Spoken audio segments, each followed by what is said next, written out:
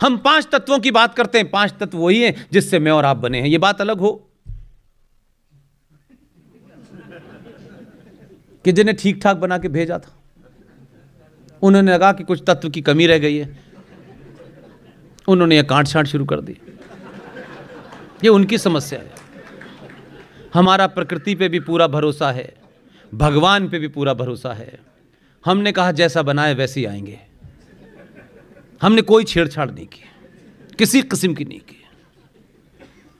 उन्होंने कहा नहीं, हम हर चीज की बराबरी करेंगे तुम्हारी।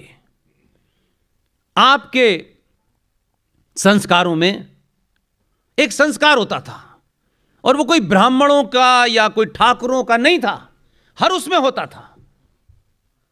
उसे आप कहते थे जनेऊ संस्कार।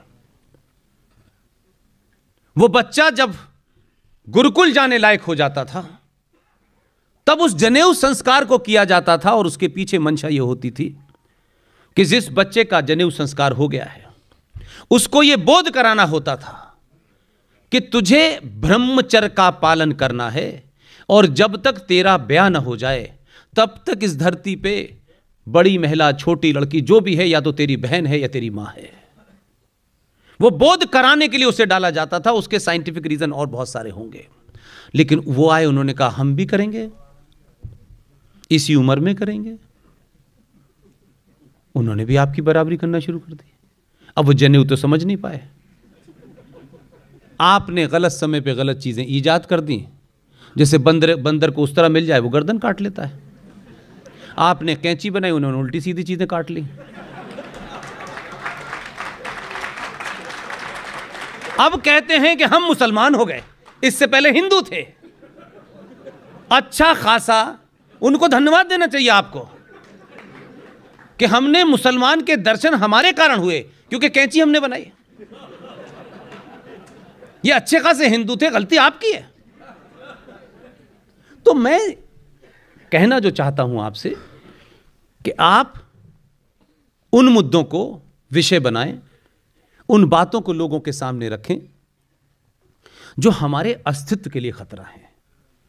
किसी खास जाति, किसी खास वर्ग को लेकर के हम न सोचें।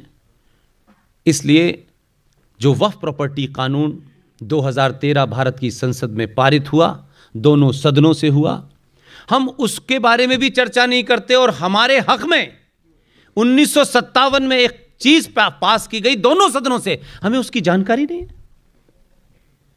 ये जानकारी देगा कौन आपको? प्रधानमंत्री। उसके लिए संसद जाना है क्या? और पिछले 20 साल से संचार क्रांति के बावजूद भी आप नहीं जान पाए, इसका मतलब है आपका इंटरेस्ट नहीं है।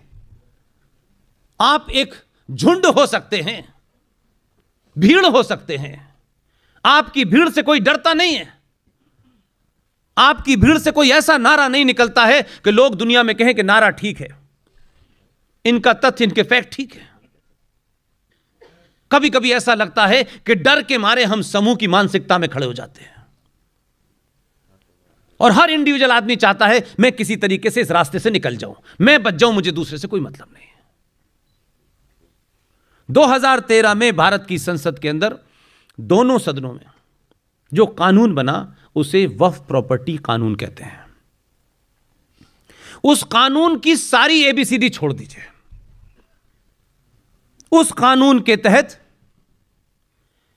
प्राइवेट, पब्लिक, मठ, ट्रस्ट, मंदिर, किसी भी जमीन पर कहीं भी भारत के अंदर वक्फ प्रॉपर्टी बोर्ड अगर यह दावा कर दे कि यह जमीन वक्फ बोर्ड की थी, इसके ऊपर मध्य प्रदेश सरकार ने यह गलत बनाया है। कानूनी तौर पे कानून क्या कहता है वो बता रहा हूं मैं आपको। वो ये कानून कहता है कि अगर वो इस जगह को क्लेम कर दें तो कानूनी तौर पे वक्फ बोर्ड आपको नोटिस भी नहीं देगा। उनको नोटिस आपको सर्व करने की आवश्यकता नहीं है, और आपको पता ही नहीं है कि इस जगह आपका क्लेम चला गया है। कानून में जो प्रावधान है सेक्शन 40 का, वो ये कहता है कि आपको नोटिस ना भी मिले, आपको पता भी ना हो, तो 3 साल के अंदर competent authority of this area Waqf board के उस क्लेम को लीगल मानेगी और धक्का देके इस हॉल से आपको बाहर निकाल देगी, इस पे ताला लगा के चाबी उन्हें दे देगी। और आपने अगर खाली नहीं किया तो एक शब्द उस कानून में लिखा है कि आप इनक्रोचर कहलाएंगे, और फिर आप हाई कोर्ट में सुनवाई नहीं होगी।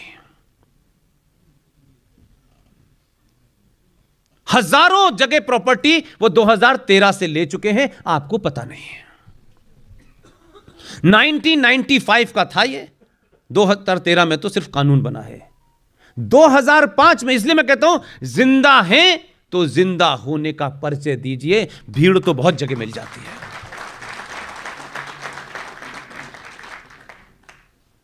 भारत माता की कहने से जिंदा होने का सबूत नहीं मिलता है, कहीं नहीं मिलता है।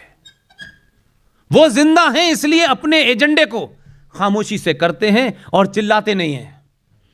वो चाहते नहीं है कि पता चले आपको। और आप देखिए, ये बात अलग है कि हमने लाउड स्पीकर ना बनाया होता तो अल्लाह से बात ना हो रही होती उनकी। उसके बावजूद भी आप कहते हैं शिक्षा में पिछड़े हैं, तो आप शिक्षा में आगे जाके कर क्या रहे हैं? आपने क्या कर लिया? शिक्षा में बहुत आगे चले गए तो आप। 2 लोगों को कोई नोबेल पुरस्कार मिल गया तो उससे देशों की गिनती होती है, उससे सभ्यताएं जानी जाती हैं कि हमें नोबेल प्राइज मिला था इसलिए हमारी सभ्यता बहुत महान थी। यहां तो एक ऐसे आदमी को नोबेल प्राइज मिला है हिंदुस्तान में, जिस आदमी ने एक गाना लिखा, जॉर्ज पंजम की स्तुति कैसे हो। जॉर्ज पंजम जब भारत आ रहा था, जो जनक था यहां के रूल का, उसकी स्तुति में लिख रहे हैं भारत भाग्य विधाता। उन्हें नोबेल प्राइज इसी गाने लिखने के लिए मिला कि जॉर्ज पंजम की स्तुति में उन्होंने ये जनगण लिखा, और हम कैसे कमजोर और डरपोक लोग हैं कि वो हमारा राष्ट्रीय गीत है।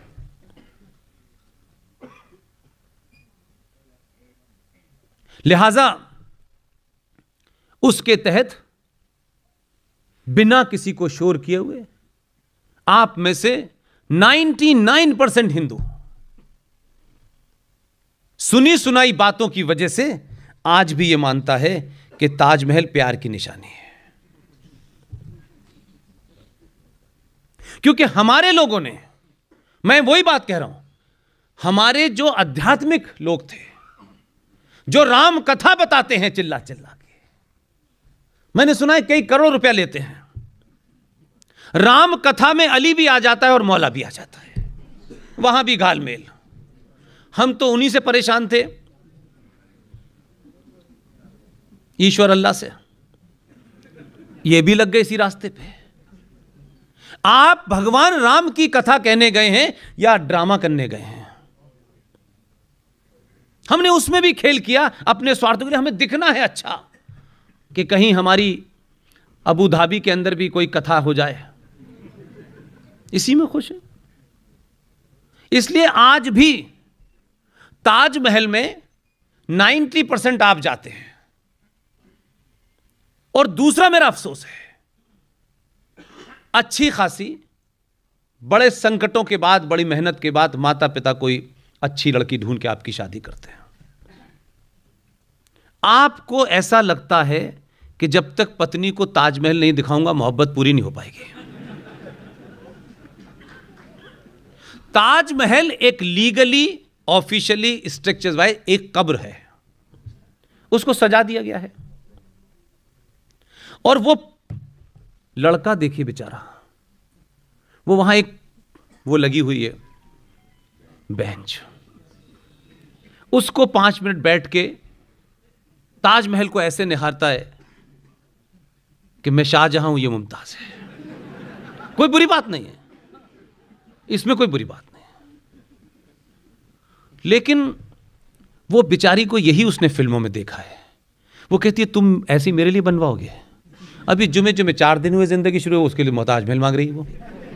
उसको लगता ही नहीं है मैं कहां क्या कर रहा हूं। और वहां से लौटते वक्त उस कब्र को उठा करके अपने घर में ले आते हैं और सजा के रख देते हैं कि ताजमहल हम गए थे। लेकिन हमने नहीं बताया भाई, हमारी कथाओं में नहीं बताया गया, मठों में नहीं बताया गया कि दुनिया में अगर सबसे ज्यादा कोई प्यार की निशानी हो सकती है तो राम सेतु हो सकती है।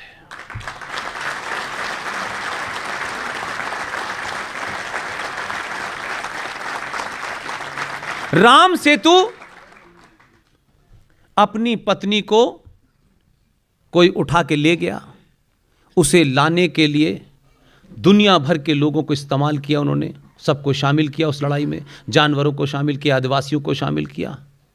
और राम सेतु बनाना पत्नी के लिए इससे बड़ी कोई गिफ्ट नहीं हो सकती।